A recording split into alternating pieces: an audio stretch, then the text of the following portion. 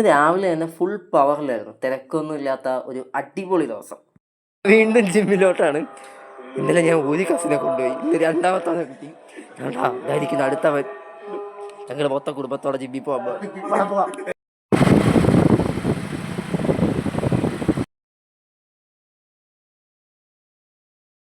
Gap കഴിഞ്ഞ് ജിമ്മിൽ കയറേണ്ടതായിട്ടുള്ള എല്ലാ പ്രശ്നങ്ങളും ഉണ്ട്.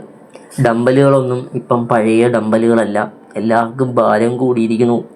ഇന്ന് ചെസ്റ്റിനും ട്രൈസിപ്സിനും പിന്നെ കോറിനും വർക്കൗട്ട് ചെയ്തിട്ടുണ്ടായിരുന്നു.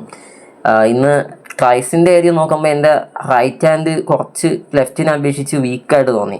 അതെൻ്റെ പ്രാക്ടീസിൻ്റെ ഒരു ആഫ്റ്റർ എഫക്റ്റ് ആണ്. കാരണം പ്രാക്ടീസിൽ കൂടുതൽ ലെഫ്റ്റ് ഹാൻഡ് ട്രൈസിപ്സ് യൂസ് ചെയ്യണതുകൊണ്ട് അത് കുറച്ച് സ്ട്രോങ് ആയിട്ടുണ്ട്. ഇംബാലൻസുകൾ ഇനി വേറെയും ഉണ്ടാവാം. അതുപോലെ ഇഞ്ചുറി കറക്ഷൻ, ഇതൊക്കെയാണ് ഈ ഒരു ഓഫ് സീസണിൽ മെയിനായിട്ട് ചെയ്യുന്നത്. വർക്കൗട്ടൊക്കെ കഴിഞ്ഞ് ഞങ്ങൾ നേരെ വീട്ടിലോട്ട് വിട്ടു. ഇന്ന് പ്രത്യേകിച്ച് പരിപാടിയൊന്നും ഇല്ലാത്തതുകൊണ്ട് ഒരു ഡ്രോയിങ് ചെയ്യാമെന്ന് വിചാരിച്ചു. ജസ്റ്റ് ഒരു സ്കെച്ചിങ്. ഞാൻ വല്ല ആണ്ടിലും ആവണിക്കൊക്കെയാണ് സ്കെച്ച് ചെയ്യാറ്. അങ്ങനെ പ്രത്യേകിച്ചൊരു ഐഡിയ ഒന്നുമില്ല.